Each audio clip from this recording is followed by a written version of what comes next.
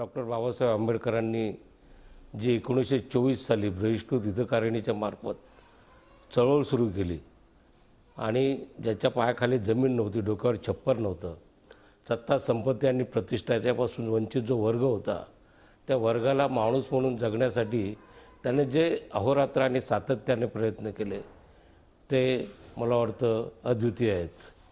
आणि आज त्यांच्या चळवळीकडे बघत असताना आपल्या एक लक्षात येतं की बाबासाहेब आंबेडकरांनी एक अशा माणसाला जागृत केलं, अशा माणसाला एक माणूसपण दिलं। मी नेहमी असं म्हणत असतो की बाबासाहेब आंबेडकरांची चळवळ म्हणजे ज्या माणसाच्या पायामध्ये चपला नव्हत्या त्या माणसाच्या पायाखाली मोटारीचा ॲक्सिलेटर दिला, ही एक मोठी सामाजिक क्रांती होती। परंतु बाबासाहेबांचं जे स्वप्न होतं की पहिल्यांदा की संबंध मानव मुक्तीचा लढा बाबासाहेब आंबेडकरांनी लढवला। आपण एक डोक्यातून काढून टाकलं पाहिजे की बाबासाहेब आंबेडकर हे केवळ दलितांचे नेते होते।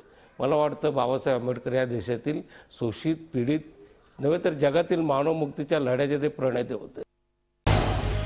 झी 24 तास रहा एक पाऊल पुढे।